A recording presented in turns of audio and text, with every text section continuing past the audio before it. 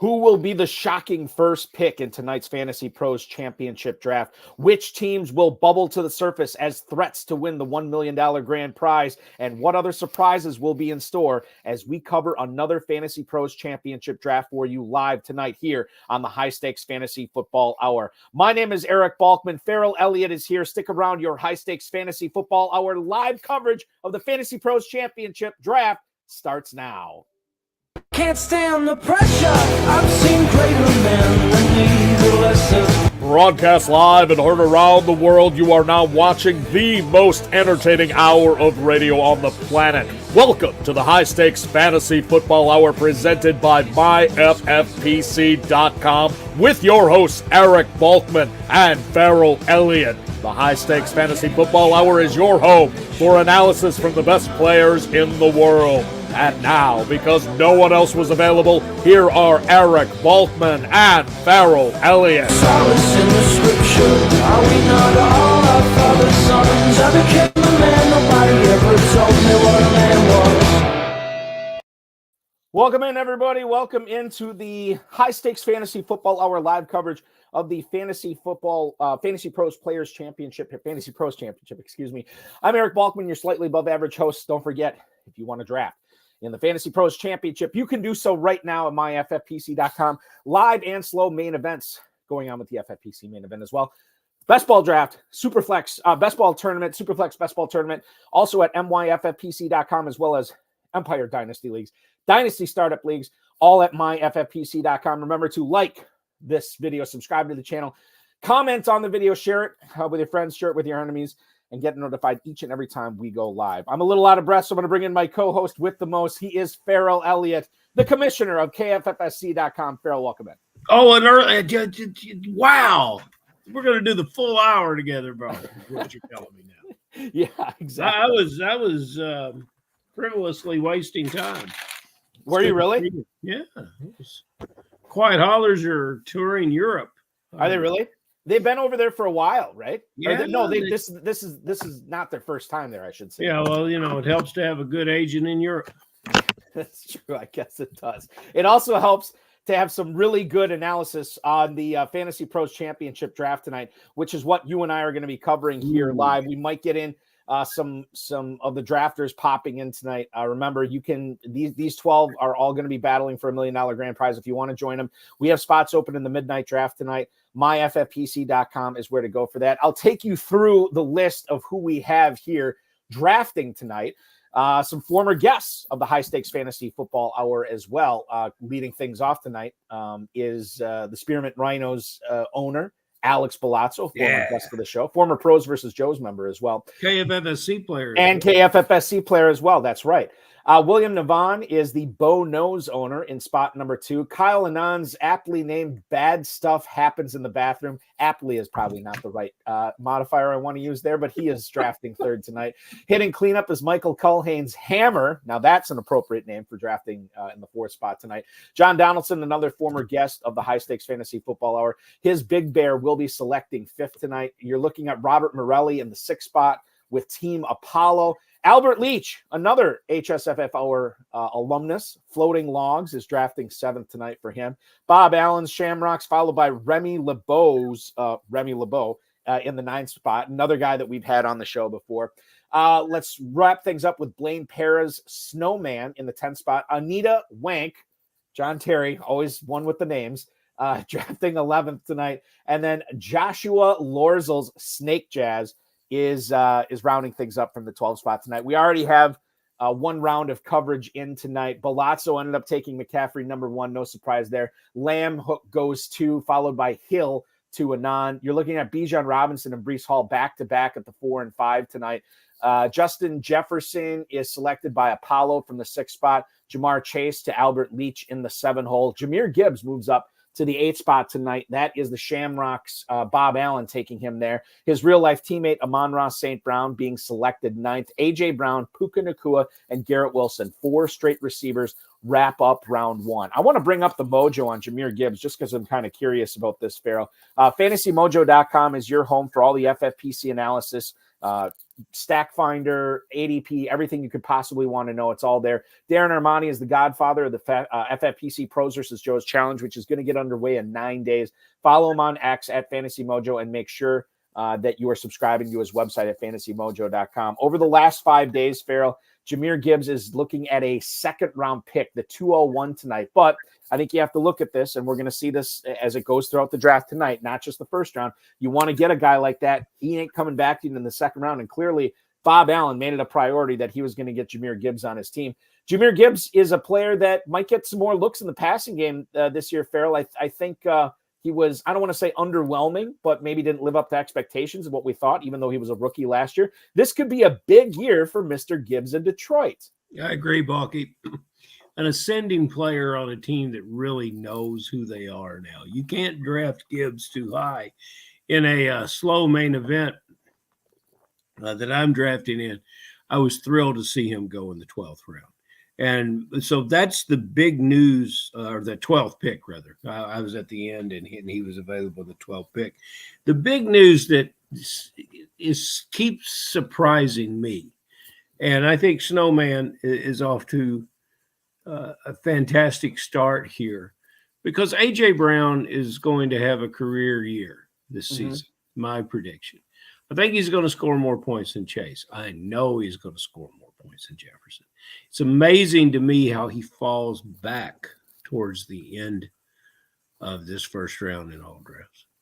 I think I have to ask you then, if you think A.J. Brown is in for a career year, what are your thoughts on Devonta Smith, a player that normally goes, and I don't care if I'm mentioning him and he hasn't been drafted. These guys are all pros. Yeah. Devonta Smith normally goes in the mid-4th round, Ferrell. Is that too high given your expectations for A.J. Brown this year? Smith's going to have a similar year to the numbers that he put up last year, and he'll get bargain at that 4th round pick. What's different, of course, is the running back. And this change of scenery is going to be fantastic for both the quarterback and for A.J. Brown. The down and distance situations, how much he has to work to catch these balls. And he's going to catch 100 balls. He's going to have 12 touchdowns. He's going to have 1,500 yards. And I think that outperforms, not by a great deal, but it outperforms some of the receivers that were lining up. Now Smith is a significant player. There's no takeaway from what he's done as a receiver. Perhaps there were not enough. You begin to say, well, are there enough balls in the air to go around? If you look at what Jalen Hurts did last year and what I project him to do this year, we're talking about 4,800 yards for Hurts. That's a good number. Yeah, it's a fantastic best ever. And if I'm right, within there's plenty of yardage for Smith. The second round kicked off here with Sam Laporta going to Joshua Lorzel there. Jonathan Taylor was the second pick of the second round tonight, Ferrell, to John Terry. And we got a question from Doobie in the YouTube chat. You fellas think Anthony Richardson and Jonathan Taylor could both finish as the top guy at their position this year? Not sure what that looks like. Has it ever happened? QB1 and RB1 on the same team? That'd be awesome to see, in my opinion. Yeah, it would be awesome to see. Could that happen? Yes, it could happen. Will it happen? In my opinion, no. I don't think it's going to happen. I think it's going to be almost impossible for that to happen this year. I think one could happen, but I don't think both happen. But Ferrell, you know the Colts pretty well. Richardson and Taylor could both have great seasons and still have both these players pay off at ADP, even if they don't finish at number one at their position. Exactly right. And there's nothing wrong with Jonathan Taylor, but you take these backs and what I just said about Barkley. I like my choices there better. And I guess I will probably end up with the Jonathan Taylor team before it's all over, but I don't know where it's going to be. Right. And it hasn't shown up yet because I'm hesitant to pull the trigger on Taylor when I see all the things around him that I like so very, very much. The second tight end off the board tonight is Travis Kelce to Blaine Para. You already commented on the great start that he's off to from the 10 hole. Devon Achane goes to Remy LeBeau at the 204. followed by Saquon Barkley and Kyron Williams. So 4 out of the last 5 picks there, all running backs. And then we get more receivers going in the second half of the second round. Drake London to Robert Morelli. Devontae Adams ends up going to John Donaldson to pair with his Breece Hall from the first round. One of only 2 teams to go running back tonight is Michael Culhane's hammer. Derrick Henry pairs with Bijan Robinson. Mark Andrews, just the 3rd tight end in the second round. We only see 3 tight ends in the second round tonight, so something to watch, Ferrell, going forward to see if the tight ends are going to fall tonight. Mark Andrews pairs with Tyreek Hill to Kyle Lenon's team. CeeDee Lamb and Marvin Harrison. That is a lot of targets for the first 2 picks for William Navon's team tonight, and then Chris Olave all the way back to Alex Bazo to complete the second round tonight. Ferrell, if we have talked about a player significantly already, stop me. But I don't feel like we've talked a whole lot about Drake London.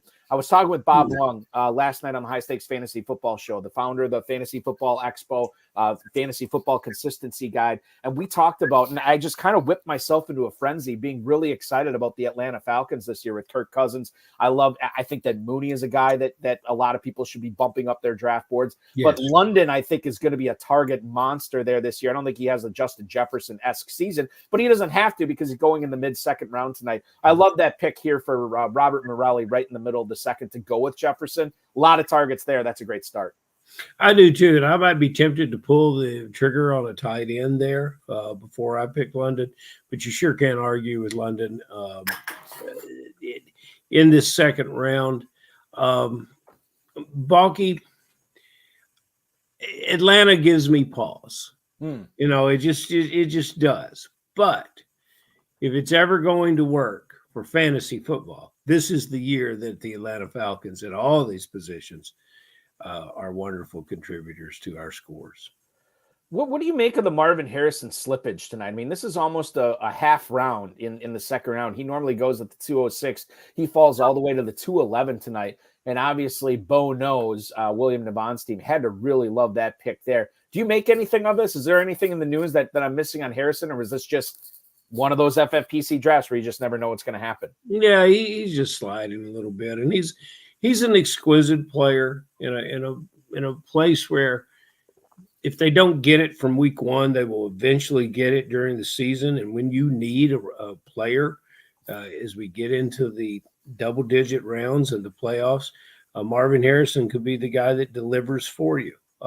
He might be great from day one, but all rookies struggle somewhat in this game. Even a guy with this kind of heritage and lineage and family values in football, he's going to have peaks and valleys, a lot more peaks. And if you're at the end of the second round and you haven't seen him yet, and you don't have him rostered yet, that's probably a good place to get him. Yeah, that's lovely. You got, even if you're not a Harrison believer, to get a half round of value. Remember, this is not a half round of value in the 16th or 17th round. This is a half round of value in the second round, which is huge. So kudos to William Navon to get Marvin Harrison there in the second round. We're through 3, and I think there's some interesting starts here. I'll take you through it. Trey McBride ended up going at the 301 tonight to Alex Bazo, followed by Travis Etienne to Navon. The first team to start off with 2 tight ends happens in the third round tonight. Kyle Anand forcing the issue. Mark Andrews in the second. Dalton Kincaid now in the third. We look at Nico Collins to Michael Culhane here to go with his 2 dynamite backfield of Robinson and Henry. Cooper Kupp goes to the Big Bear, John Donaldson. Evan Engram off the board tonight as tight end 6, ahead of Kyle Pitts. I'll have to check the mojo on that. I don't know if that's significant or not. Followed by Michael Pittman and Isaiah Pacheco, the 3rd straight running back drafted by the Shamrocks. That's Bob Allen's team, the only team to start with 3 straight running backs tonight. Kyle Pitts to Remy LeBeau, followed by Josh Jacobs, the new Green Bay Packer, to the Snowman, Blaine Para in the 10 hole tonight. And then a couple of receivers off the board. Jalen Waddle goes to John Terry, and then Brandon Ayuk off the board to Joshua Lorzel, and that is your third round. What do you make of the start here? Let's talk about bad stuff happens in the bathroom. Kyle Anand's team in the 3 hole. Bad stuff is either going to happen to his team or to the rest of the league with this start. Mark Andrews and Dalton Kincaid. Ferrell, tight end premium format like the FFPC. I think there are worse ways to spend a second and a third round pick. I kind of like the dynamite aspect there of not only getting the best tight ends on those teams, but those could be the number 1 pass catchers on 2 pretty good offenses that have are probably going to be playing deep into the postseason. You'd love to see that. And then you pair him with Tyreek Hill. That's a dangerous team that's forming in the 3-hole tonight. If he calls in or joins us on the message board, I'm curious to know if he would have pulled the trigger on McBride first. He came into this knowing he's likely going to go 2 tight ends. He had to have that as his plan. And I'm curious if he just what numbers he expects from Kincaid. And, Kincaid's a marvelous tight end, but when he was drafted, there was just a little bit of hesitancy in me than the fact that he was headed to Buffalo. And it's not my favorite place for him. That offense is very, very fluid. Sure, he's going to get his, but I don't know if I would have taken him there. But everybody else is. So if you're going to have him, and it'll be interesting to see what kind of quarterback he pairs with those tight ends. Because if he takes either of those quarterbacks, I might like his matchups better.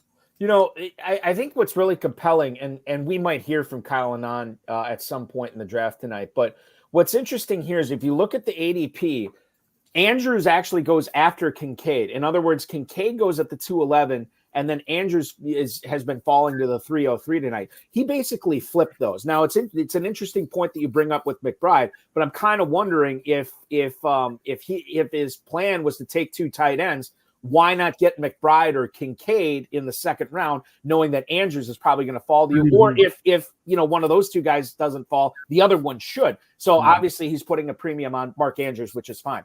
The Shamrocks, Bob Allen's team, is putting a premium on running backs here tonight. He starts off with Gibbs, Barkley, and Pacheco. It's weird because Gibbs should catch a lot of passes. We think Barkley is going to catch a lot of passes, although if Hurts is launching the ball downfield to Goddard, to Smith, and Brown, I don't know if Barkley is going to have that target share that we would kind of expect to see this year. And then we get Pacheco, a guy who's not really a prolific pass catcher, but a guy who runs really hard. This is an interesting mix of running backs. Oftentimes we see teams start off with 3 running backs, Ferrell. They all have something in common. They're all bruising touchdown scores. They're all between the tackle bangers, or they're guys that thrive in space, or they're guys that get a lot of catches. You have a smattering of 3 really different, stylistically different running backs here that Bob Allen goes with. And he's obviously got the handle on the backfield now. I don't think he necessarily needs to go hard on this position. Maybe he only drafts 2 more running backs the rest of the way. I think there's a non-zero chance of that.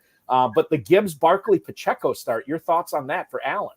I love it because Gibbs is a unicorn. Barkley, we've already talked about expectations for his best season, and Pacheco's the hardest runner in an offense that really does a great job of featuring him in all aspects of the game. And there's never a down and distance situation in Kansas City where you don't think Pacheco's going to get the ball. He's always a force to be reckoned with in Kansas City. I like this team a lot. We rolled back Balky to the number 4 team. I really like this team a great deal too. As you talk about running backs of different styles, Robinson, Henry, and Collins, then he had a running back in the 4th round. I really love Nico Collins. We talked about it last week. Will you get 3rd round production? Yeah. And you'll want to pay for that. And you'll have to pay for it if you're going to get it through Nico Collins. But I think he may get into point numbers, outpacing Olave, perhaps outpassing Harrison, and passing up Adams as well. So yeah. I really like what he could do. He and London have more in common than they do dissimilarly. Interesting. We're going to get back to the Nico Collins pick in a little bit. Let me take you through the 4th round here. Snake Jazz, that is Joshua Lorzel's team. He grabs his 3rd receiver in the first 4 rounds of Malik Neighbors. John Terry does the exact same thing with Mike Evans at the 402. It's back-to-back running backs for the Snowman, Blaine Para, Josh Jacobs in the 3rd, Rashad White in the 4th. Then a little mini receiver run here. DJ Moore to Remy LeBeau. Bob Allen takes DK Metcalf. Debo Samuel to Albert Leach. And then Devonta Smith goes off the board to Robert Morelli at the 407. A lot of running backs here then. James Cook, Joe Mixon, Alvin Kamara goes to Donaldson, goes to Culhane, and goes to Anand, respectively. And then Josh Allen and Kenneth Walker wrap up the 4th round. Ferrell, I was talking I think I was talking with Bob Lung about this too. I'm seeing just a lot of quarterback value this year. I don't know if the value last year we saw really an emphasis on the elite quarterbacks in fantasy football drafts, especially in the FFPC. This year, man, I'm looking at like it's kind of going 18, 19, almost 20 deep. I mean, if you're a Will Levis fan, you can even go deeper than 20 quarterbacks off the board too. So I think there's less. I'm less excited about drafting an elite quarterback here. And it was almost the 5th round before we see a quarterback go off the board tonight in Josh Allen. What do you make of that strategy from all 12 of these guys really waiting on quarterback in this draft? 2022 was the year that people that went quarterback early were rewarded significantly. And so in 2023, we saw a lot of quarterbacks moving up the board. Now, this has fallen back to what I would expect from high-stakes players. And as we get to Planet Hollywood and as we see some of the quarterbacks throwing the ball around in the preseason, you know, the quarterbacks may begin to climb again. But this doesn't surprise me that they're down, that they're here now. And it's one of the reasons I love drafting at this time of the year. And in most of my teams, I've been getting one of the top 6 quarterbacks because they're easy value and easy pickings in the 4th and 5th round. Yeah, I think that's the thing. I mean, if we see a rise of the elite quarterbacks again this year, then yeah, in hindsight, we're going to be like, why did we let these guys slip so far? And maybe a lot of these players make it to the championship round by zagging when everybody else is zigging. It certainly seems to be an every other year thing right now. And maybe this is the year when everybody else is letting these quarterbacks fall. Maybe you should be targeting them. That's another thing to keep in mind here as we move through the 5th round of this live Fantasy Pros Championship draft here on the High Stakes Fantasy Football Hour. So glad to have you aboard with us tonight. We are now 25% done with the draft. The 501 tonight, Stephon Diggs goes to Alex Bazo as his 2nd wide receiver. Jake Ferguson off the board as the tight end 8 tonight to Bo Nose. That's William Navon's squad. Amari Cooper joins Tyreek Hill in the wide receiver room for Kyle Anand. Jalen Hurts off the board as the first quarterback selected by Michael Culhane. You're looking at Zay Flowers as the 3rd wide receiver for John Donaldson. Finally, Apollo, that's Robert Morelli's squad in the 6th hole, has a running back. His name is Ramondre Stevenson, and he goes with the 506 tonight. Patrick Mahomes, the 3rd quarterback drafted, followed by T. Higgins and George Pickens. That is to Leach, to Allen, and to LeBeau. Back-to-back tight ends here in Njoku and Kittle. And then Christian Kirk rounding things off at the 512 as Snake Jazz. We'll get to the 6th round in a little bit. Joshua Lorzel has a cachet of or a large cache of receivers going on. He's got cachet with this wide receiver cash from the 12 spot tonight, if I'm speaking correctly. But I said we were going to get back to the Nico Collins pick at the 304 tonight for Michael Culhane.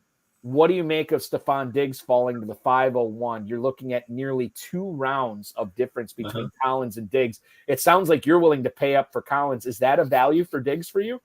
Yeah, I think so. I'm looking at who went after him, and I don't think I prefer any of those guys to him. Maybe Cooper, but yeah, I've really got no problem with Diggs there.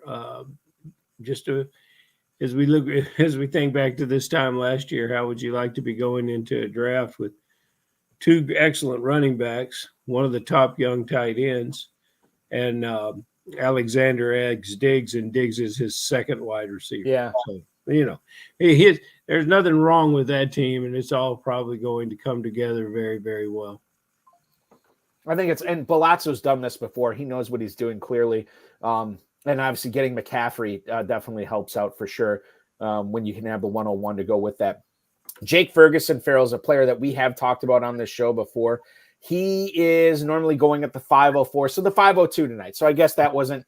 It seemed early, but maybe it's not early. But maybe I'm not even proper. I like Jake Ferguson, but maybe I'm not properly rating him, Ferrell, because this is a player that has been climbing up the draft boards. I'll look at the mojo on him. This is a player that was being had in round 8, in round 9, 3 months ago in drafts, and now you see him rise all the way up until the 4th and 5th round. Nothing's really changed in Dallas. It's weird to see basically a 4-round rise for Jake Ferguson, but that's what we're seeing from this Cowboys tight end right now, man. I think it's an understanding of who the player is. We've had time to reflect on players that had a big year last year and what they might be looking at this year. And perhaps it also reflects a quarterback is going much, much later in the draft and what we expect out of Dak Prescott this year. You also take a look at Brandon Cooks in that offense, and you say older player, productive player. But we like the tight end in the Cowboys offense, and we especially like this guy. And at 1.5 with his 80 catches, that's $120 for catch value there. That's hard to beat. And he runs a deeper route than some tight ends, and he breaks tackles after he catches it. So yeah. I'm very bullish on Jake Ferguson.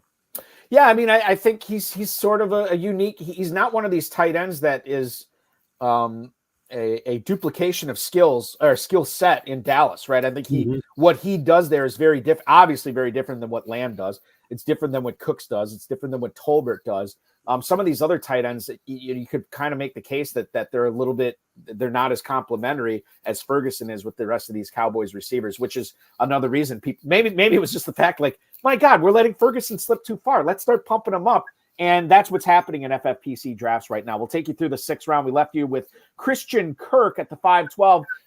Then Snake Jazz, that is Joshua Lorzell's team. He takes his 5th receiver in the first 6th round with Tank Dell joining Garrett Wilson, Brandon Ayuk, Malik Neighbors, and Christian Kirk. Let's talk about that team in a little bit. Lamar Jackson off the board to John Terry with the 2nd pick of the 6th round. You're looking at Aaron Jones joining the Snowman's roster. Blaine Para now has taken a receiver in the 1st round, and it's been all tight ends and running backs since then. Zamir White after that to Remy LeBeau. CJ Stroud, the quarterback for both Dell, Diggs, and Collins. He goes as the 5th quarterback selected tonight at the 6:05. Chris Godwin, love that pick there for Al Leach at the 6:06. James Conner after that, joining Ramondre Stevenson in the backfield for one Robert Morelli. And then a bunch of receivers here. McLaurin to Donaldson, Hollywood Brown to Culhane, Keenan Allen to Anand, Calvin Ridley goes off the board to William Navon, and then Jonathan Brooks, the final pick of the 6th round. I will bring this up with you, my friend, regarding Jonathan Brooks. I was really concerned about him for the 2024 season. In Dynasty, okay, I can get on board with that. He's a fantastic talent, really, really good. However, coming off the torn ACL, I was a little bit bearish on what he was going to do in the NFL this year. And now I'm seeing all these players smarter than myself pumping them up and steaming them up the draft boards. And now it seems like everybody knows about the ACL, but nobody seems terribly concerned about it. Running back 22, Ferrell, he's being drafted as a starting running back in the FantasyPros Championship tonight. He goes at the 6:12 tonight. Am I wrong? Should I be less concerned about Jonathan Brooks this year? It's a wait and see approach for me, Balky. Tell me what the negatives are of this player. I think the only negative, okay, some people would say, oh, his team is terrible, his offensive line is not great. I don't necessarily always look at that as a negative based on where your ADP is. I mean, if that's your complaint about Jonathan Brooks in the 6th round, to me, then the negative is already baked in there.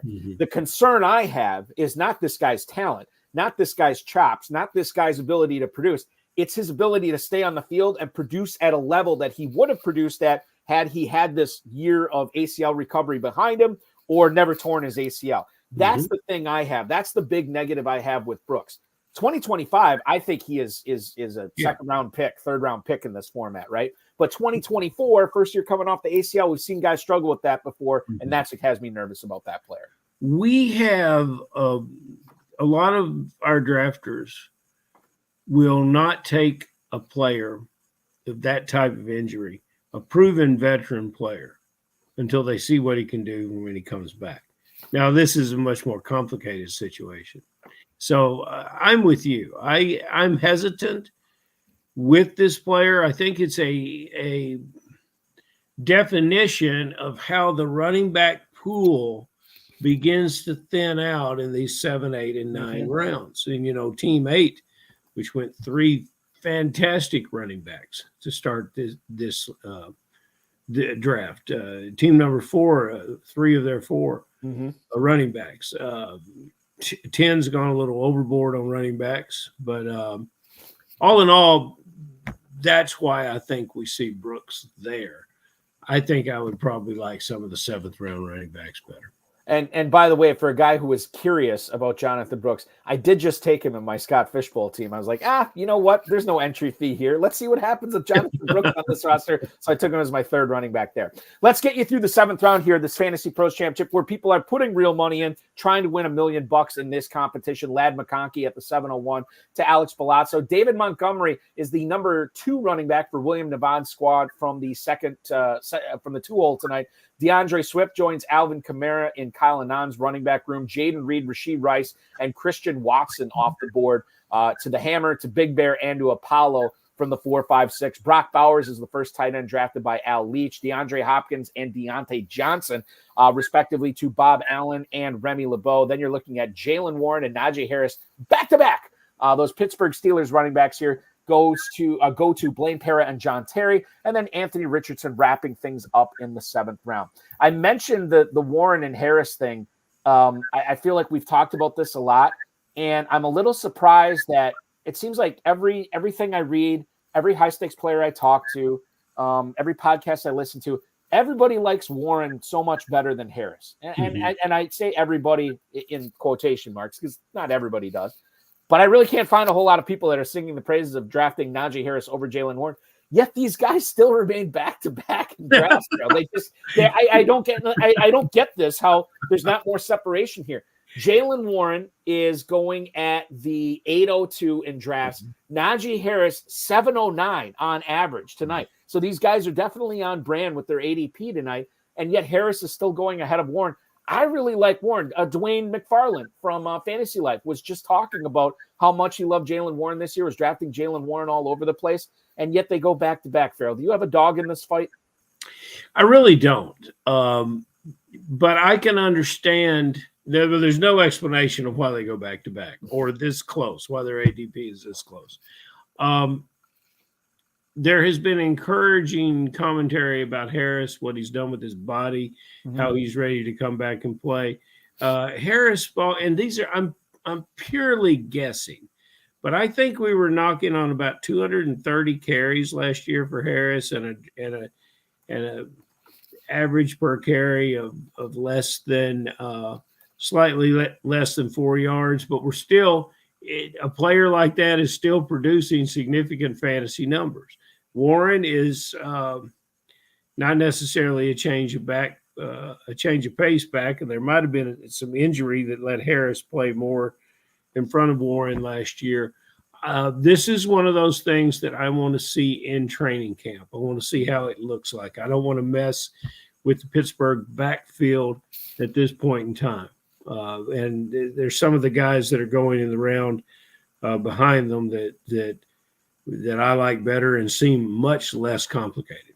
Najee Harris did get over 1,000 yards last year, just 1,035, 255 carries, 4.1 yards per carry, which is 265, you said? 255. 255, yeah. That's fantastic. And it's really 4.1. I did not think it was going to be that high. Only 29 catches. I think that's the frustrating thing with Najee Harris. Let's get you through the 8th round here, ladies and gentlemen, as it just wrapped up. Zach Moss, the former teammate of Anthony Richardson, now a Cincinnati Bengal, goes to the 12 spot tonight. That is Joshua Lorzell's team. He drafts Richardson, the Colt, at the 7-12, and Zach Moss, the Bengal, at the 8-01. John Terry is now doubled up on tight ends, and I like that combo. George Kittle in the 5th. Now he gets Dallas Goedert at the 8-02.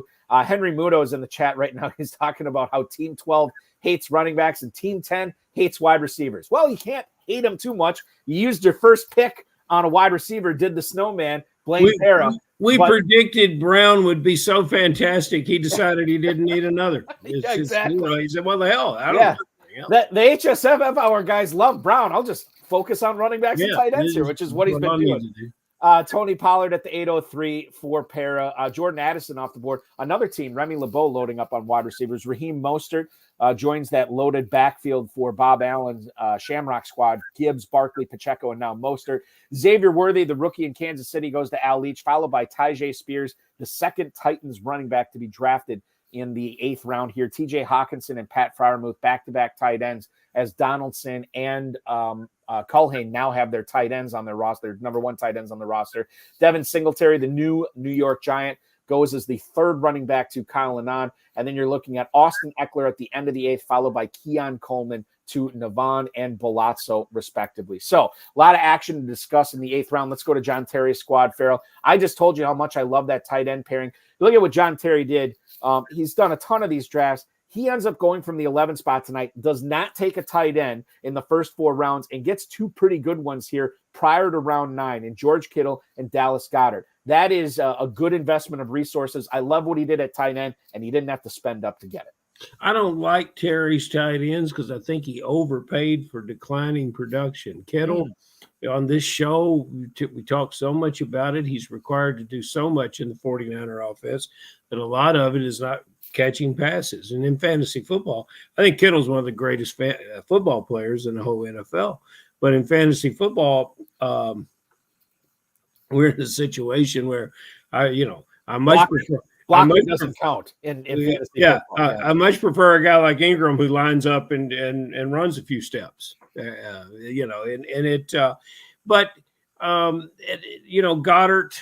very much the same thing. I think we've seen his best statistical production. So in my mind, and John will definitely be able to fire back with logic that outstretches my imagination. But in my mind, he's drafted 2 tight ends that are the same statistical guy. Speaking of tight ends, John Donaldson's Big Bear squad did not have one coming into the 8th round. He grabs TJ Hawkinson here as the 13th tight end off the board. He normally goes to the 14th tight end at the 8:11. He gets him at the 8:08 tonight. So very, very close to ADP. What's interesting about Hawkinson is the fact that he is so awesome and has put up great numbers. But the 2 things that are massive question marks this year, number 1, the knee, the recovery off that torn ACL, and number 2, the quarterback. I don't know. Here's the thing. I think right now Darnold and McCarthy are talented enough to carry one really good receiver on Minnesota. I don't think they're talented enough to carry 2 or 3 great pass catchers, which is what it would take for Hawkinson to have value. However, these guys are drafting for $1 million. They have to plant their flag somewhere. John Donaldson, to me, this is a flag plant, waiting on tight end, drafting Hawkinson. So he knows he's probably going to have to get 1, maybe 2 other guys for the first couple months of the season. But if he's lucky enough to stay afloat, make the playoffs, and sneak into the championship round, that Hawkinson pick could be a pretty big X factor for him. What do you make of TJ Hawkinson this year going in the mid to late 8th of the Fantasy Pros Championship? I think he's looking in the rearview mirror, remembering the Hawkinson of old. And I think Freiermuth is due for a bounce-back season. God, I should hope so. I believe Dalton Schultz will be a better pass catcher and will benefit from all the new weapons down in Houston. In other words, he'll be wide open in the middle of the field for a quarterback that extends plays. And although I have never been a Cole Kmet fan, I think this young quarterback leans on him after his newly acquired running back as a check down artist. That's going to be one of the players, Kmet, that he leans on besides his stellar wide receiver. So he waited on tight end, and then he took Hawkinson in front of these guys, which I wouldn't have done. Yeah, I mean, that's the thing. It's like I understand the upside for Hawkinson, but you don't want to draft based on what happened last year. You want to draft based on what's going on this year. And Hawkinson could be a player at the end of the season. We're like, my God, I can't believe we're sinking 8th round picks into this guy. He was a bum. There's a non-zero chance of that happening. He could also be a guy that comes on at the end of the season too. You just never know how these things are going to work out, especially with the change of quarterback too. That's something that we haven't talked about enough. Let's go through the 9th round here. Ferrell, Dalton Schultz off the board to Alex Balazzo here at the 901. Jackson Smith and Jigba is now the 4th receiver, joining his former collegiate teammate on William Navon's team. Marvin Harrison and JSN reunited on Bo Nose here tonight. Huge running back run here in the 9th round. You got Kyle Anand taking Javonte Williams. You got Brian Robinson going to Michael Culhane. Nick Chubb to John Donaldson, followed by Blake Corum to Apollo. That is Robert Morelli's team. Trey Benson, another rookie running back, comes off the board right after Corum here. Trey Benson going to Al Leach. Cole Kmet, Chase Brown right after that, followed by Curtis Samuel and Brian Thomas. Kmet going to Allen, Chase Brown going to Remy LeBeau, Curtis Samuel off the board to the Snowmen. That is Blaine Paris squad. And then Brian Thomas and Marshawn Lloyd wrapping things up. This was the rookie round here, Ferrell, as Brian Thomas goes to Terry. Marshawn Lloyd goes to Joshua Lorzel. I'm counting 4 rookies, I think, in this round. Quorum, Benson, Thomas, and Lloyd. Yeah, 4 rookies go off the board here. Do you have a favorite among those rookie running backs? Not just running backs. Let's include Thomas in this as well. But Quorum with the Rams, Trey Benson with the Cardinals. You got Brian Thomas catching passes from Trevor Lawrence in Jacksonville. Marshawn Lloyd running behind Josh Jacobs in Green Bay. They all go in the 9th round. Which one was your favorite? Ooh, that's a good question, buddy. Bit of a loaded question, too. That is a very good question. I'm curious to see what Thomas brings to Jacksonville. I don't know enough about Lloyd, so if I got to pick a favorite, I'm going to go with Benson here. That's what I want to do. Although I think the steal of this round, and I think time will prove me right, is Javonte Williams. I think coming in with this team, with this coach, and what you must get out of that running back, and the fact that he is a 3-down running back. Now he's got a pass catching, change of pace running back backing him up, but I think Williams gets a lot of work, and he returns to the game healthy. We roll back until the 8th round. I was talking with a guy today about Austin Eckler, and he was hesitant to draft Austin Eckler, not because of Austin Eckler's last year performance. And you'll see some of these guys that come in here. Some of the guys will come in here and talk about Eckler's career being over with. And it sure wasn't over in week 1. And then he got hurt, and he missed 3 games. He came back and played hurt the entire season. And naturally, his numbers don't look right, nor did he look right on the field. But he comes back healthy, and they say, well, he's splitting time. Roll back to all those productive years with the Chargers. You'll see that he was only on the field about 60, 65% of the snaps. Austin Eckler is a producer, and whatever they let him do, he's going to be a big fantasy producer. And so team number 2, who waited on running back, got excellent wide receivers with very, very high ceilings, now gets a player that 60 catches, 1,000 yards in the 8th round. Fantastic. I want to talk about Marshawn Lloyd here real quick because Guile22 in the YouTube just posted, in the YouTube chat posted, Josh Jacobs is the A.J. Dillon role this year. Marshawn Lloyd is the Aaron Jones role. And I just want to expand on that because I think that you can make the case that that's how the Packers are going to deploy the running backs. I look at this backfield as, excuse me, the roles being totally different. The only similarity I see between the Packers backfield in 2024 and the Packers backfield in 2023 is the fact that it's probably going to be a 65-35 split. And that might not happen right away. They could ride Josh Jacobs a little bit harder earlier in the season until they can trust Marshawn Lloyd. They're going to pay Jordan Love $60 million a year. You want to be able to pass protect if you're that running back on that team. And I don't know if Marshawn Lloyd is there yet. They want to see him do that first. So maybe it's more like a 75-25 split, and I think it gets to 65-35 by the end of the season. But I don't think the roles are similar. I think you could. Excuse me, I'm getting all emotional talking. Well, because you're talking about your Packers, and the more you talk about it, I mean, pretty soon you're going to have Lloyd sitting up in the stands with you. But I agree 100% with you. They didn't hire Josh Jacobs to come to this team to resemble the backup running back which they previously had. Yeah, I mean, it's going to be the Jacobs show. I think Lloyd does take away from that. But how many times have we seen it, Ferrell? And just let's throw the Packers out of the equation here. These rookie running backs come in, and we usually have to wait for year 2 for them to be fantasy relevant in capital letters. Like I think a lot of times we draft on the promise of these guys coming in and being a big factor right away. And that doesn't always happen. And I think that could be the case with Blake Corum. It could be the case with Trey Benson, Jonathan Brooks, Marshawn Lloyd, all these running backs this year. It remains to be seen. And I think the fantasy drafters are treating them as such right now.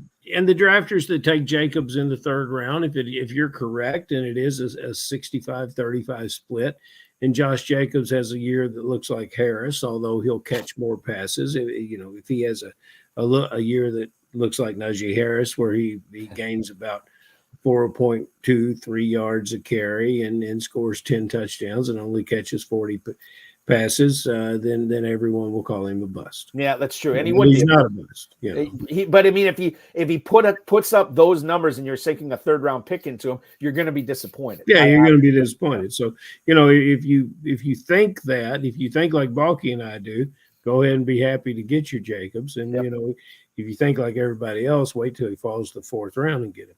And then you really got to hop on him for sure. Let's hop on the 10th round here. Jalen Wright. So it's back-to-back rookie running backs for Joshua Lorzell's team in the 12 spot. Marshawn Lloyd at the 9-12, and then the 10-01 Jalen Wright.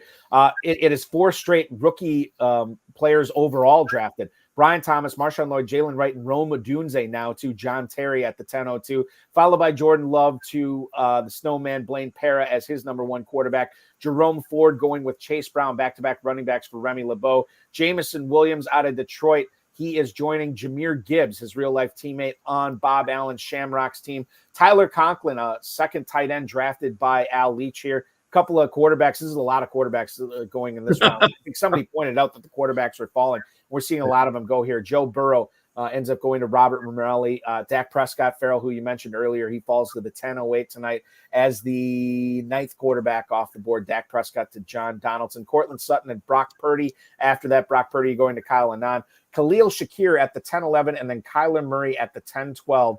What do you think of that stack there? The Trey McBride, Kyler Murray stack for Alex Bazo in the 1 spot. You think there's a big conversation in the YouTube chat for tonight's show tonight on the importance of stacking. Do you think stacking is important in a league like this where it's not best ball and you can modify your lineup every week? I love doing it because you want to catch an offense with a hot hand, and you want to catch an offense that will score a lot of points. And I'm not a big Kyler Murray fan, and I would have done something different there, but I can understand that play. And yeah, I enjoy that because, you know, if your team has favorable matchups, or if you have a team that has to go and score points to compete. For instance, if you had a Raiders stack, you know you got to get Kansas City twice a year, and you know you got to score some points. And so that's good for the players that you happen to like at the Raiders. You know, and if you've got a stack of Cleveland Browns that have to play the Baltimore Ravens twice before the playoff starts, then, you know, I'm not so interested in that. So I think it's team dependent, like all things are. So stacking for stacking, you know, just you're going to have to strategize it. You just can't do it out of convenience. Yeah, and I think that's what it is. What I always say this too, like whether it's best ball, whether it's, I think if I'm in a close 12-team league, I really don't care at that point. But best ball or KFFSC main event, or, you know, any of these national tournaments like this, I think if it happens, hey, that's awesome. I'm not going to go out of my way to do it, but I might break ties in favor of stacking at that point. But I don't. In the draft that I'm in the main event right now, in the 12th position, took Gibbs, and there's a competitor there that has with golf, 4 other lines.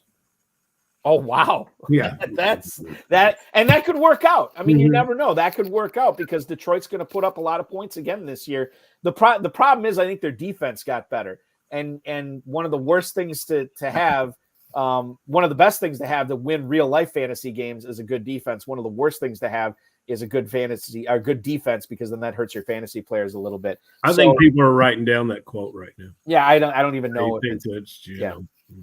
It may not even be accurate, but it's just always been my belief system. We are halfway home on this Fantasy Pros Championship draft here on the High Stakes Fantasy Football Hour. Thank you so much for spending your Friday evening watching this draft as Ferrell and I call the action. Let's get underway in the second half of this draft. Alex Bazo takes Tyler Lockett to kick things off here at the 11:01. Isaiah Likely pairing with Jake Ferguson at the 11:02. 11:02 tonight. That's to William Navon. Mike Williams goes to Kyle Anand. Ezekiel Elliott to the Hammer. Michael Culhane takes him there as his number 5 running back. Luke Musgrave. We talked about the tight end, what you were going to do if you're John Donaldson here to make sure you have a tight end to start the season that's healthy. He gets Hockenson in the 8th. He goes with Musgrave. Stays in the NFC North and gets Musgrave at the 11:05. Speaking of the NFC North, Ty Chandler is Apollo's pick there. That's Robert Morelli's squad. Gus Edwards after that to Al Leach, followed by Jacoby Myers from Ferrell's Las Vegas Raiders.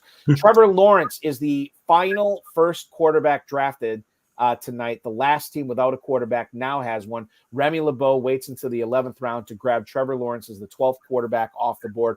Romeo Dobbs, Zach Charbonnet, and Kendra Miller all finished the round here in the 11th. We'll talk about Trevor Lawrence in a second because Remy went back-to-back quarterbacks here, and I want to talk about that strategy in a second. Two of my favorite running back picks, Ferrell, in this round. Ty Chandler to Robert Morelli at the 11:06. Kendra Miller at the 11:12 tonight to Joshua Lorzel. Joshua Lorzel, by the way, has now drafted 5 straight running backs after not taking a single one in the first 7 rounds. So we'll talk about that team. But Chandler and Miller, I think people are overrating Aaron Jones this year. I think they're not talking about Chandler enough. And I think the same could be said for Alvin Kamara. I think this could be a big-time Kendra Miller year. And the fact that, I mean, where did Kamara go tonight in tonight's draft? He ended up being drafted at the 410 tonight. And Kendra Miller goes 7 rounds later. That's too big of a difference. I love Miller and I love Chandler. And most importantly, I love their ADP. And I love where they went tonight in the 11th round. So good on Morelli and good on Lorzel for drafting him here. 2 of my favorite picks in the 11th round. 11th round running back that I like is Zach Charbonnet. I think his game has developed. The changes there in the offense are likely to benefit him. Elite wide receivers create a lot of opportunities in the red zone. I'm a big Walker fan, so naturally I think we're just talking handcuffs there. I was interested to see if the Kamara choice that if he would stack Miller with that. He didn't. You're high on that Ty Chandler, and you know more about Aaron Jones than anyone in the FFPC world. You do, Balky. You do. And well, I'll say. Let me couch what you just said here. Yeah, I would say this.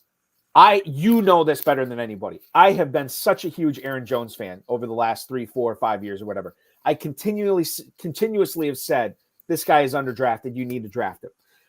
The fact, and I know people are just going to call me a homer, the fact that I'm off in this year, but that guy had 3 serious injuries last year. Nobody remembers the third one because it happened in the postseason. But he's not a young man anymore. And these soft tissue injuries just don't go away when you get this old. So the fact that, where did Aaron Jones go tonight in tonight's draft? He ends up being selected in the 6th round. Okay. I can kind of get on board with that a little bit, but even that is a little bit too rich for me. So the fact that I'm off Aaron Jones and I'm liking Ty Chandler this year, and I've been Aaron Jones super fan for the last half decade, I think tells you all you need to know. I don't necessarily think I know anything more about him than a lot of other people know, but I do, I saw this guy up close. I followed his career. And this, to me, it's just not a good year to be in business with Aaron Jones. And you know what? We've been trying to get value out of the number 2 running back position in Minnesota ever since the Boone guy. We've been going back years and years. It's Madison, it's Boone, it's who's and maybe this is the year. It well could be this year. Yeah, it very well could be. And we'll see what happens with that. That's the beauty of this. We're less than 2 months away from real live NFL football. The 12th round is complete. Jaleel McLaughlin, the 5th straight running back drafted by Joshua Lorzel here. Zach Moss, Marshawn Lloyd, Jalen Wright, Kendra Miller, and now Jaleel McLaughlin here to kick off the 12th round. Kamani Vidal, 12:02, Dontavian Wicks, and Jared Goff to Remy LeBeau here. Ray Davis, another rookie, goes to Bob Allen. J.K. Dobbins, another Chargers running back here off the board, as now all 3 Chargers running backs have gone in the span of 1 round. Al Leach doubling up on him as he gets Edwards and Dobbins, the former Ravens turned Chargers. Speaking of the Chargers, Joshua Palmer is the next pick at the 12:07. Tua Tagovailoa is going to be backing up Dak Prescott for John Donaldson here. Hunter Henry, the 2nd tight end drafted by the Hammer, Michael Cullen, and Rashid Shaheed, Rico Dowdle, and Elijah Mitchell wrap up the 12th round. I teased it a little bit earlier. I wanted to talk with you about Remy LeBeau's quarterbacks here. First 10 rounds, he focuses on getting Kyle Pitts and then stacking the running backs and receivers. Now he has Trevor Lawrence and Jared Goff here, Ferrell. You wait on – this is what I'm talking about. You wait on quarterback this year and get those 2 guys. I think that's a pretty strong tandem to have. Good on Remy LeBeau. I wish he would drop in and tell us if he's really – stacked the schedules, because I believe with Jared Goff, you start him every week at home. So I wonder if he stacked the schedules and sees a great link between Goff and Lawrence. Now I've team number 8, Balky, that started out with Gibbs. Who is that? That's Bob Allen. Bob Allen is on fire. I did not like his T. Higgins pick, but other than that,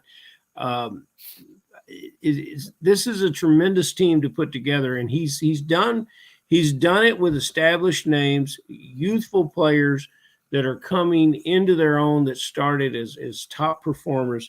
And then we talked about the rookie running backs in round 11. His rookie running back in round 12 is one of the hardest runners and one of the guys that I'm most fascinating to see. And we talk about how many wide receivers there are in the double-digit rounds. Mm-hmm. I think he has 2 real pros at that position that are both going to flirt with 70, 75 catches and 5 touchdowns. The other thing with Ray Davis to keep in mind here, who Bob Allen took in the 12th round, James Cook was pretty inefficient last year, and I know there's a lot of people down on James Cook this year. And if you're down on James Cook, you should be up on Ray Davis. So Ray Davis making a pretty good, nice selection for a lot of people in the 12th round. Let's go out. I'm going to try. I don't think his camera's working, but let's see if we can get audio. We are now being joined by Team 1 tonight, the Spearmint Rhinos. Alex Balazzo is here. Oh, there he's got his camera going. There he is. Good. Alex Balazzo, welcome aboard, man. How you guys doing? We're doing good. Thank you for the kind words in the YouTube chat. We appreciate it.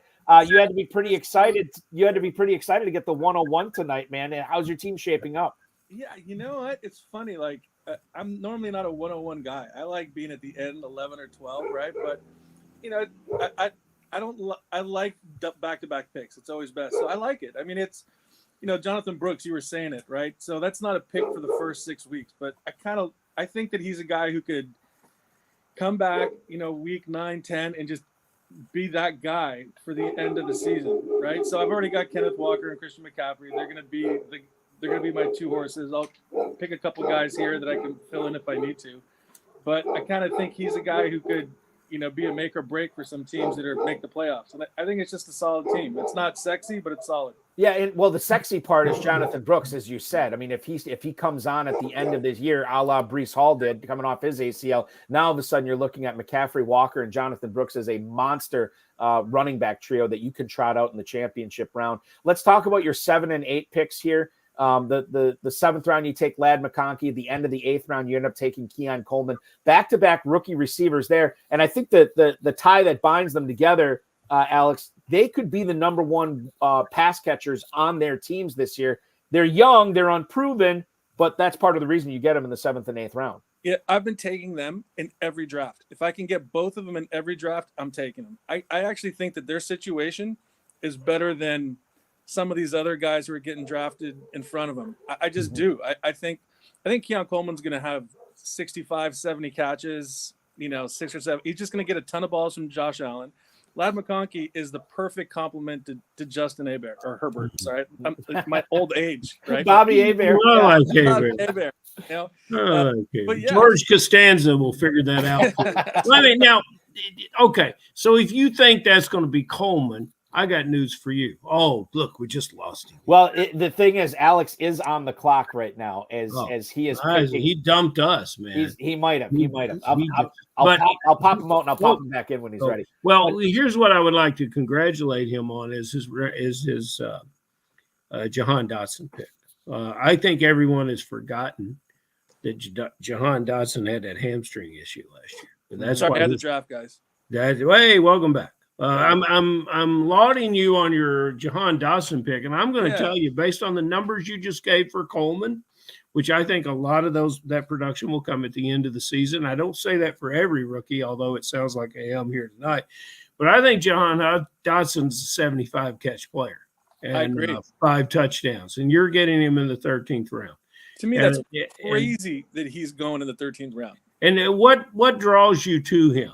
What? I remember the first year, right? And not the second year. I remember the first year. He was the guy. I mean, McLaurin is the number 1, but for whatever reason, like Dotson, man, he runs great routes, right? Mm-hmm. He's clean. He's got great hands. And I just think that if you believe in Jaden Daniels and you believe that they're going to have a pretty decent year, how can you not love the number 2 there? Right? I mean, exactly. McLaurin's going to get the best, get the best coverage for the most part. And you got a guy who I think could catch 75 balls in that offense with Jaden Daniels just flinging it around. Yeah. Well, congratulations on that. Yeah, it's a good pick. Yeah, for sure. And Alex, the other thing I think we need to bring up here is where your loyalties lie and your fandom lies, because I see McCaffrey at the 101. I see Elijah Mitchell at the 12-12, which obviously makes sense with McCaffrey. But then you go with the third Niner here at the 1501. In fact, the first defense off the board. You take the Niners, my friend. Does this have anything to do with where your proximity is in the United States, that you now have 3 San Francisco 49ers in the first 75% of the draft? Just for you guys tonight, I was going to go McCaffrey, Ayuk, Debo, and then Kittle, and then just do it all for you guys. Just rip all Niners. Right? I think your 13th round defense suggests that you already think you're in Kentucky. That's what I think is going on here. I actually think the Niners defense is going to be insane this year. I think they have the best secondary they've had in 10 years, right? I think Leonard Floyd, opposite of Bosa, is the best pass rusher he's had ever opposite of him. I think they could be really great. That's just me. So if I'm going to get one, I might as well at that point just pull the trigger and see if I can have a few points ahead of everybody else. Was Kyler Murray still the pick for you there at the 10-12 if you would not have gotten Trey McBride, Alex? I wanted either Murray, or if I didn't have Trey McBride, I wouldn't have taken Kyler Murray. Okay. No, I wouldn't. I usually target Brock Purdy around 10, 11, 12. Of course. That's kind of my guy. Right. But if I had Trey McBride, Kyler Murray was an easy pick. Alex, you draft a lot of Fantasy Pros teams. I wonder if you could pull something like that off. I mean, obviously you'd have to get the first pick again, but could you pull off a McCaffrey, Ayuk, Samuel, Kittle, Mitchell, Purdy Niners defense team? That would be amazing. Hold on. In a month and a half, that's challenge accepted. I am going to do that. I will do that. It's happening, man. And it's happening for your team tonight. We've been pretty effusive in our praise for the team. It sounds like you're getting your guys, which is all you really want to do anyway. And Balky, the Kate Otten pick, it's obvious you needed another tight end because you're so weak at the position going in the 14th round. I think that did the dog make that pick? I'm concerned about how that pick. Look, let me just tell you this: Baker Mayfield is a scatterbrain, right? But no. I'm just telling you, like in the 9th, 10th week, when some of these guys get hurt and I need to stuff someone in there, I mean, he's going to start. He's going to get some targets. And at some point, I'll take a shot at a guy at 1.5, 1.5 PPR. I got no problem with that. I think that he's a guy who Baker Mayfield, at the end of the year last year, he was getting some nice run.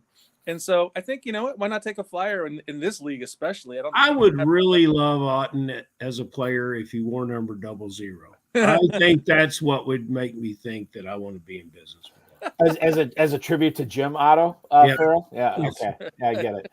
I will say this about Otten, too. Mike Evans, not a young man anymore as far as NFL receivers go. And, we have seen him deal with injuries over the course of his career. I'm not saying he's injury prone, but I am saying we know his age and we know what usually happens with father time. And if he does miss any time, Otten could easily step in there as one of your flexes.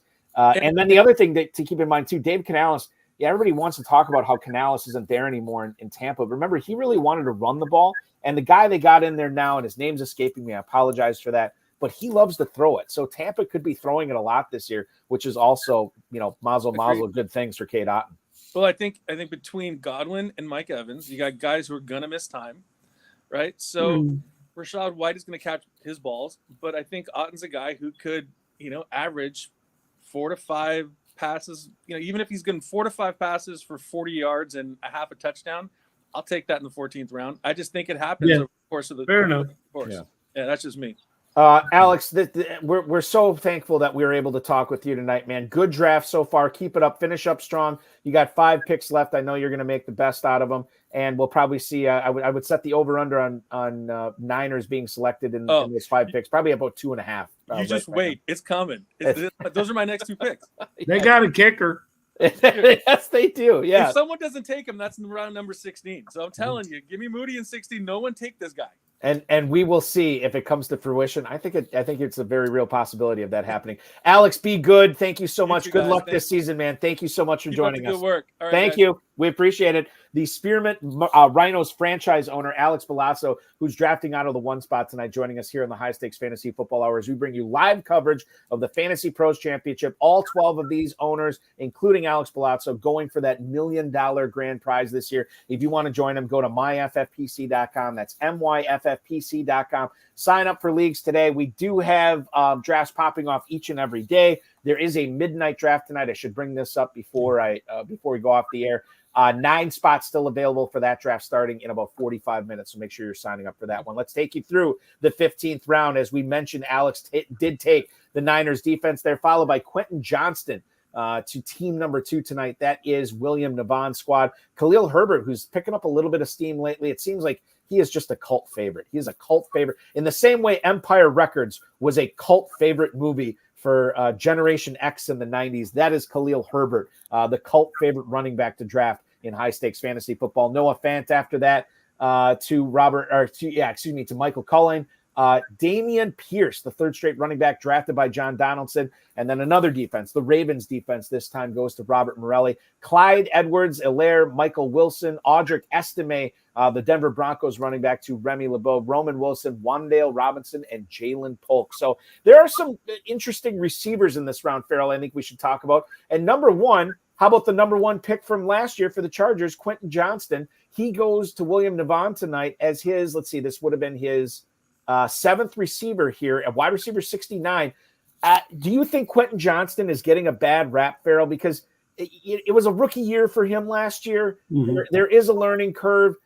He was behind Williams. He was behind Allen. He was behind Palmer. Are you a believer in Quentin Johnston making a sophomore leap in 2024? You love the athlete, but you question the desire and the way in which the Chargers want to play. And there's where you get in trouble with fantasy football and this player, because he has to overcome this attack in the way Harbaugh and his offensive coordinator will execute it. So this is a no-go for me.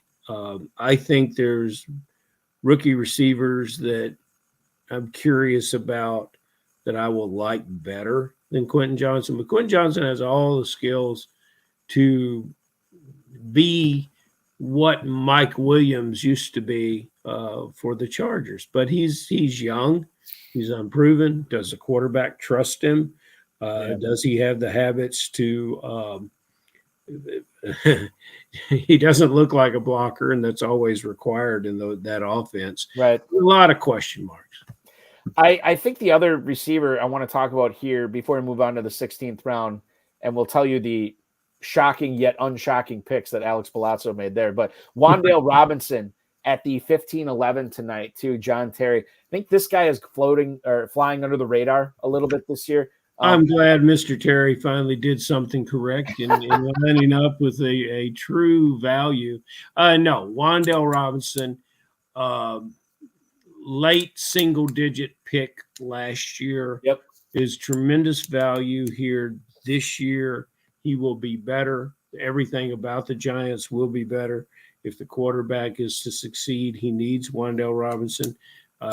Sterling Shepard has packed his bags and moved on to Tampa. Wan'Dale Robinson has a red carpet laid out to him for fantasy production this year. I feel like it's within his skill set to be a pretty good, not a perfect, but a pretty good complement to what Malik Neighbors should be doing on that team. And then you think about the departure of Darren Waller off that team. And you have Daniel Bellinger, who is he's all right. He's not bad. He's all right. Good player. And then Theo Johnson, again, an uber athlete. Does that athleticism translate to making plays on an NFL football field? I'm still not sold on that. Could happen this year. But I think the way it's shaping up for Wan'Dale Robinson, I think makes him a really, really nice value in the 15th round. He normally goes, I'm just looking at the mojo on him, in the 17th round. So you know that John Terry got his guy there to take Wan'Dale Robinson about a round plus ahead of where he normally goes. The 16th round is now complete. Jonnu Smith, the new Miami Dolphins tight end, to Joshua Lorzel, who's actually hanging out in the YouTube chat. So hello, Josh. Thanks for joining us as we comment on you drafting your team tonight. Just one of the many perks you have when you sign up for a live on HSFF or draft at myffpc.com. Matthew Stafford backing up Lamar Jackson for John Terry. Demarcus Robinson, another guy that has gotten a lot of the pundits singing his praises. He goes to Blaine Para at the 1603. Jelani Woods, the Indianapolis Colts tight end, is joining Kyle Pitts on Remy LeBeau's tight end room. A couple of defenses here, the Cowboys defense and then the Jets defense. Another tight end, Juwan Johnson, to Robert Morelli here. That's Team Apollo as he gets drafted at the 1607. Alexander Madison, the fourth straight running back drafted by John Donaldson. John Donaldson now has 7 running backs in his stable there. Love this pick. Jermaine Burton in the 16th round to the hammer. Michael Cullen taking him there. Aaron Rodgers and Deshaun Watson then go off the board after that. Rodgers to Kyle Anand, Deshaun Watson to William Navon, and then Jake Moody. No surprise. Alex Bazo said, He's like, if Moody's there in the 16th, I'm taking him. That is his 4th San Francisco 49er on the squad right now. So that wraps up the 16th round. Ferrell, what do you make? We have not talked a whole lot about Michael Cullen's squad from the 4th spot tonight, but I love this Jermaine Burton pick at the 1609. Not necessarily because T. Higgins and Jamar Chase wanting new contracts there, and it seems like there could be a little bit of an unrestful situation there. I just love his talent. I know how excited Zach Taylor is to have him aboard. I love him in the 16th round. Top round draft pick with a mind, a offensive mind in the coaching staff, which is willing to take risk, and tremendous skill at the quarterback position is always things that you can put together. It's like you're holding aces and you're waiting to see what Burton might do. And right. That's a wonderful way to complete that round. Yeah. I love that pick. That was my favorite pick of the 16th round, although Demarcus Robinson is a close second as he goes to Blaine Para here at the 1603. 17th round, Alex Palazzo, once again, he was singing the praises of Baker Mayfield. He now has a cheap Buccaneer stack here with Otten at the 1412 and Baker Mayfield at the 1701. The Cleveland Browns defense to William Navon at the 1702. And then let's get into some more running backs, shall we? Kenneth Gainwell to Kyle Anand. You're looking at Deontay Foreman, another pick I like quite a bit in the 17th round here, to Michael Cullen. Xavier Legette is going to be on John Donaldson's team here as his number 6 wide receiver. We should talk about John Donaldson's team here in a little bit because I think it's interesting how he's constructing it. A lot of kickers here. Justin Tucker, Brandon Aubrey, Younghoe Koo, followed by Troy Franklin, the rookie receiver out of Oregon, now in Denver, going to Remy LeBeau. Kaimi Fairbairn, followed by Luke McCaffrey and Marvin Mims. Ferrell, 2 Broncos receivers here in the 17th round. Franklin to LeBeau, Mims to Lorzel. Which one would you have taken there had you narrowed your choices down to Franklin or Mims from the Broncos? I might have skipped both those picks. There's receivers that I like better that you will announce in the 18th round that went there. I would say that everyone who drafted a position player or a defense in the 17th round outperformed everyone who drafted a kicker. There's some decent kickers here, but there's a lot of good kickers in this league. Kicking under fantastic and superior conditions to what some of these guys will be. It's just too early to start going kicker with the kind of talent that still exists on the board. And some of these guys, especially the ones that have bent their team heavy running back early or heavy wide receiver early, could have used another position player. That's just my opinion. You said you would have skipped both Broncos receivers in the 17th round. I'm actually with you. The one I like best in the 17th round was the receiver that went right between them, and that was John Terry taking Luke McCaffrey at the 17-11. A player who has a non-zero chance, and probably quite frankly better than a non-zero chance of being that slot receiver for Washington this year. We were talking about Jahan Dotson, obviously Terry McLaurin there, catching passes from Jaden Daniels. The whole situation should be better. But if you're telling me I can get the slot guy on that offense in the 17th round, or even a shot at the guy who could be the slot guy in the 17th round, a rookie that has the bloodlines, and had the chops in college, I like that pick best as far as receivers in the 17th round. I do too, and he's probably going to catch about 55 passes and run with the ball with his size and maybe do some things down in the red zone. But if he does catch 55 of his passes, I bet you 35 of them will come after week 9 or 10. 18th round, let's talk about those receivers that Ferrell liked better. Justin Fields, the third quarterback drafted by Snake Jazz, Joshua Lorzel's squad there. So he gets Fields. Trey Sermon, the presumptive backup to Jonathan Taylor.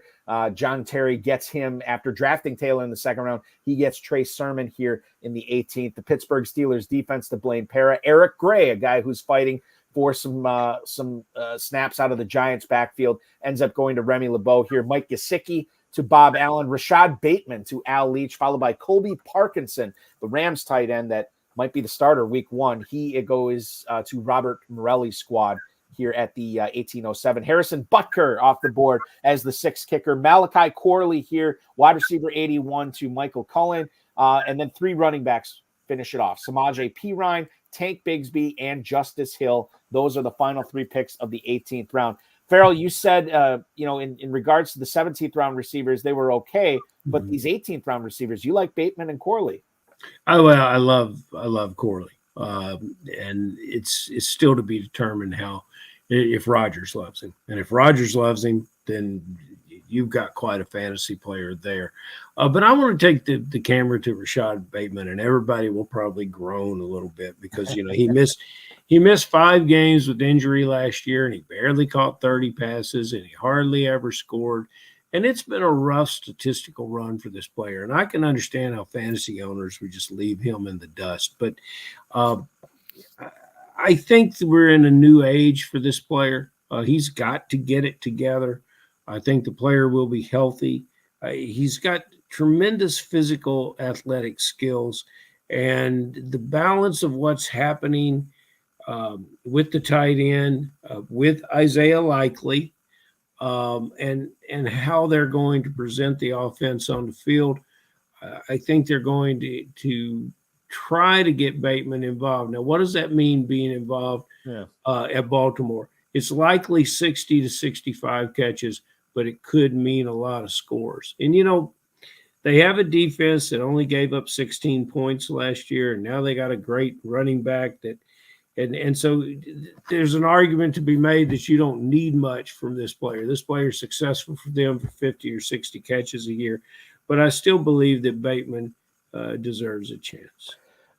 Getting back to Malachi Corley, our good buddy Jimmy Williams, who's hanging out on YouTube, says, Corley not a thing this year, Mr. Elliott. He ain't ready. Now. Yeah, Jimmy could be right. Now I got to point out to Jimmy that if he was drafted by the Bears, all of a sudden his readiness factor would have just blown through the roof.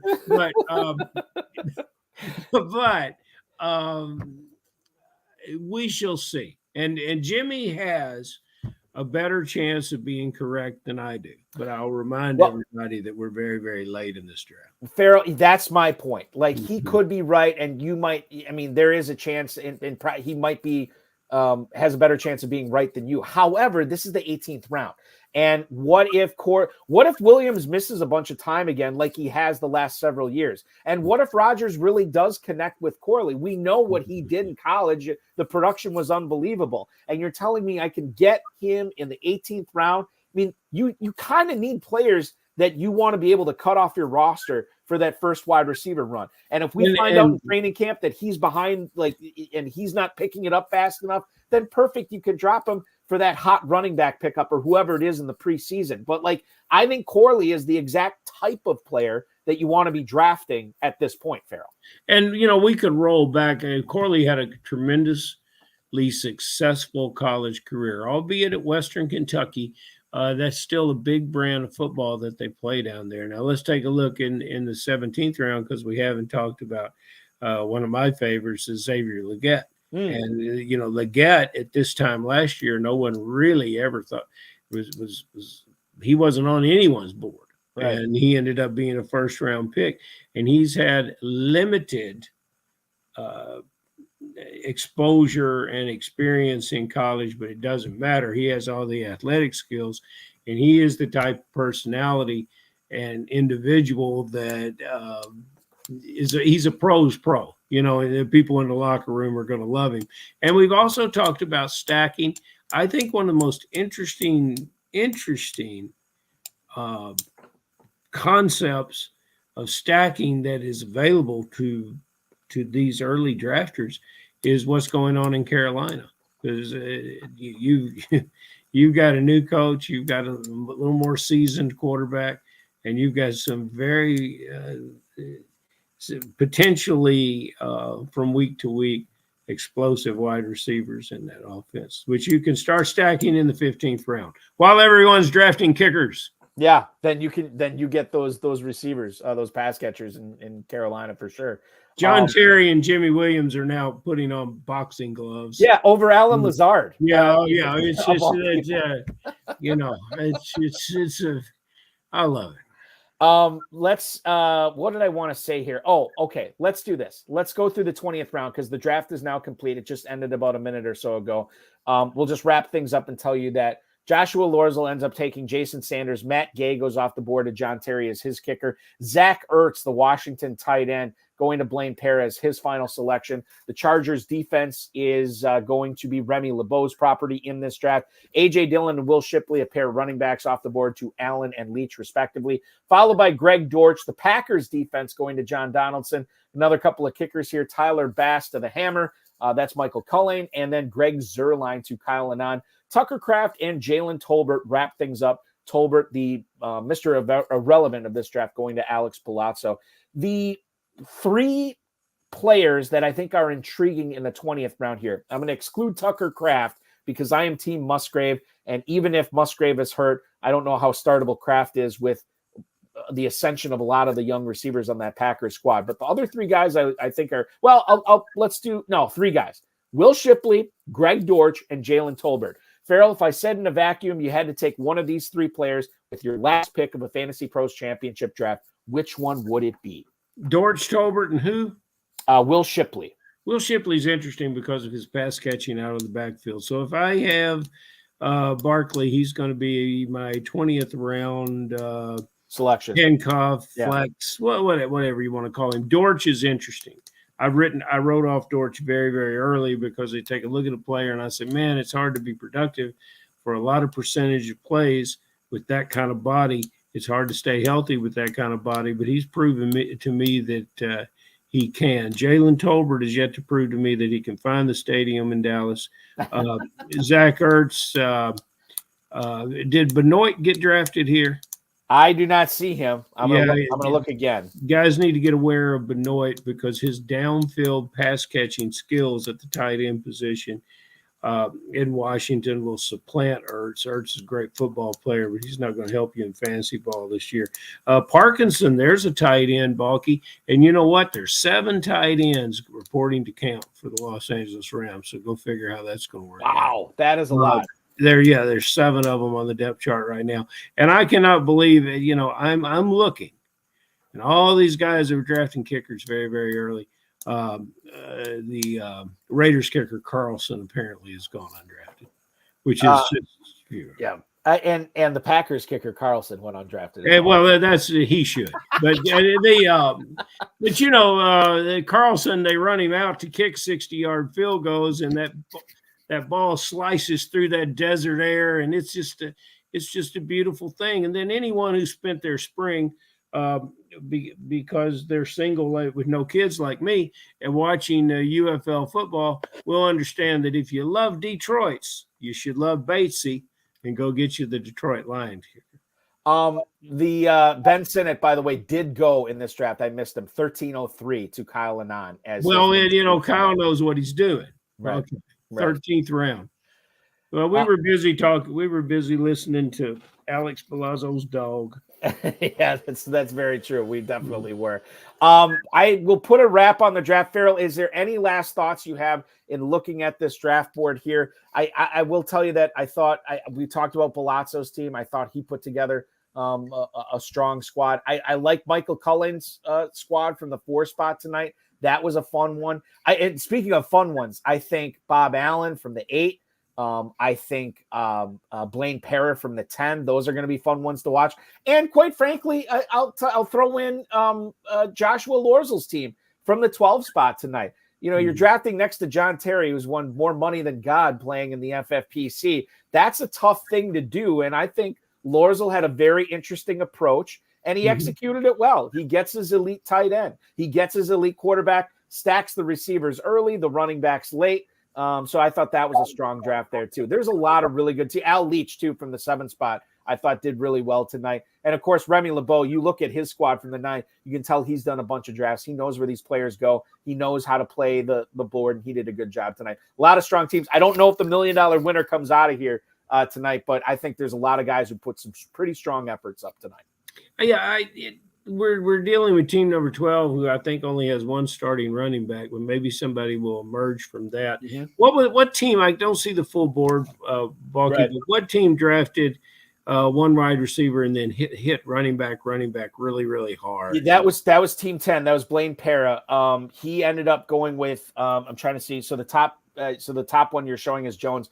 So he went A.J. Brown, Travis Kelce, then Jacobs, Rashad White, and Joku, and then you saw the Jones, Warren, Pollard picks there. So how many? So we're dealing with 8 rounds.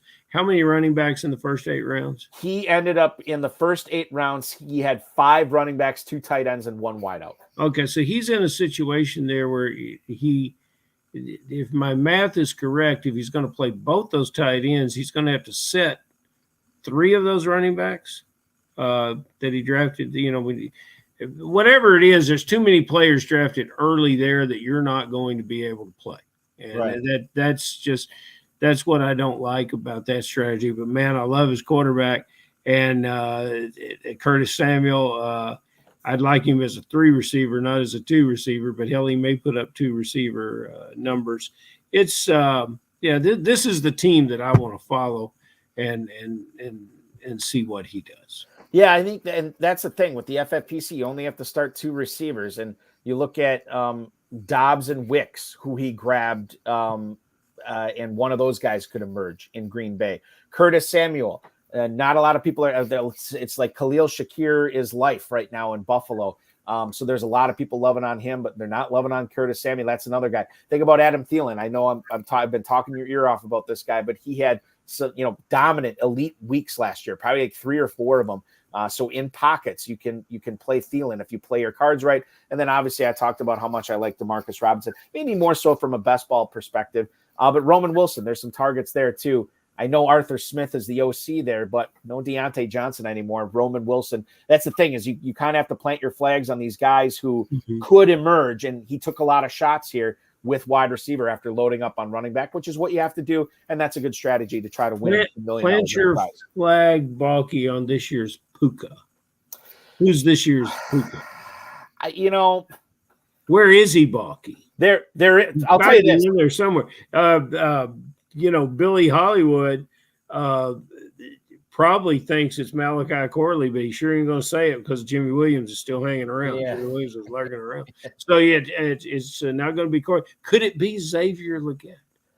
It could be this year's Puka. Yeah, it could be. I mean, if you're talking about, I don't know, like define what the parameters would be for Nacua. Does it have to be a day 3 rookie wide receiver? Because we're not drafting any of those guys. Yeah, it's got to be a guy that you draft in the last few rounds. It's got to be a guy that goes from the proverbial extra to the first round or second round penthouse next year. Yeah, I think. Well, okay. So no, obviously the easy answer, and I think the correct answer is there is no Puka Nacua. Yeah, probably so. This year. But I don't know. You have to find a guy on a team that's going to be passing a lot, right? So you can't pick a guy like Roman Wilson. I don't think they're gonna throw enough. But you bring up Corley. We talked about Luke McCaffrey. We like Luke. He would need some injury assistance from McLaurin and or Dotson, but I think that's a possibility there. I guess that'd probably be my pick. I guess Legette you could throw in there as well. I don't like Polk or Baker I know Nelson Sousa was on our FFPC live draft coverage on the channel here a couple of weeks ago. and he said he's a real big fan of Javon Baker this year. I just don't know if the volume is going to be there enough for Baker. But I guess if I had to pick one, it'd probably be McCaffrey. Yeah, and there you're dealing with a player that's got to prove, and Rubio drops in with it, and we appreciate his consistent contributions to the show. And it has to, he's got to prove that he can beat the press coverage on the NFL level. Right. And if he can, then he can do just everything else just perfectly. So, right. Maybe that is the guy. I'll tell you who the guy is that you want to do live draft coverage with. It's the KFFSC commissioner, Ferrell Elliott. Follow him on the X at jferrellelliott and check out the Kentucky Fantasy Football State Championship, KFFSC.com. Draft live in Cincinnati, draft live in Louisville, draft online at KFFSC.com. It's coming up, man. I mean, everything's filling up right now. There's still chances to get involved. We talked with Alex Bazo tonight, who plays in Kentucky. I'm obviously loading up in Kentucky this year as well, Ferrell. It's a really fun place to play. Well, we'll look forward to seeing you, sir. We will do this again on next Friday. We will be back to our normal non-draft coverage show, Ferrell. I will talk with you again then. Enjoy your weekend, sir. Thank you so much. Thank you, sir.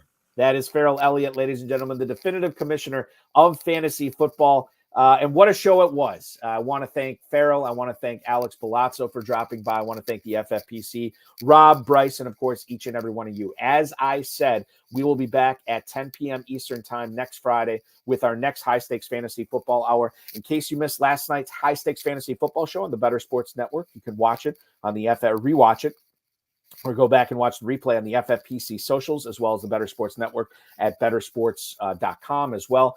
Fantasy Football Expo founder and Fantasy Football Consistency Award-winning scribe Bob Lung joined me from Big Guy Fantasy Sports. It was a fun 2 hours. Bob said to me afterwards, wow, that 2 hours just flew by. It was a really fun conversation. Hopefully we helped you out. Hopefully you just enjoyed the conversation, because we chopped it up quite a bit about a lot of players. So you can watch that replay.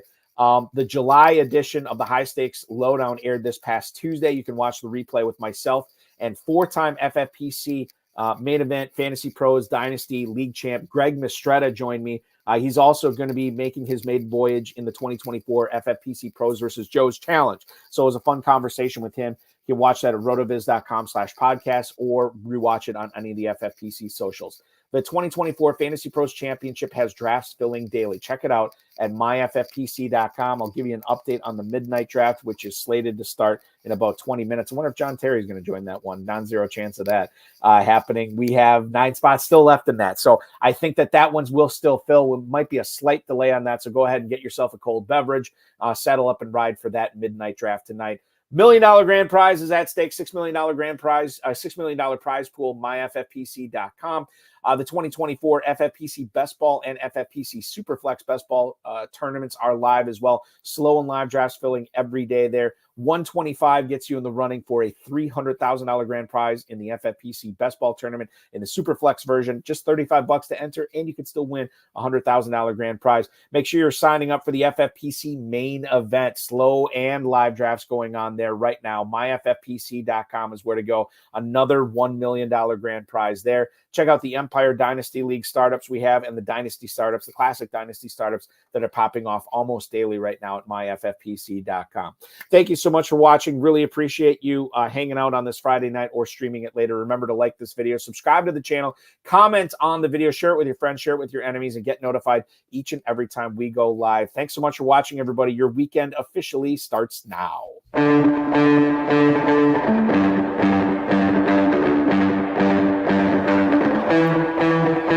This has been another episode of the High Stakes Fantasy Football Hour presented by myffpc.com. It was broadcast live and was watched around the world. Balky and Ferrell will be back next week with more analysis, more interviews, and more advice from guests much smarter than they are. Thanks for watching, and we'll talk with you again next week. Yourself.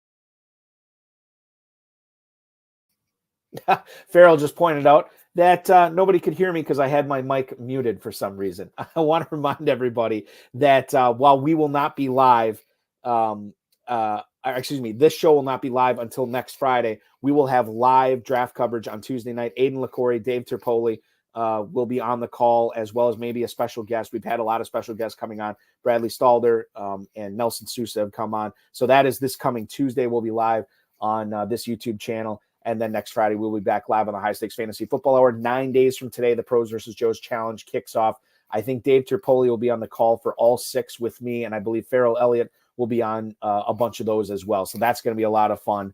Don't miss it. This is a great time to be subscribing to this channel because we got a lot of great content coming for you, and hopefully enjoy it. Have a great weekend, everybody. Be good. Talk to you.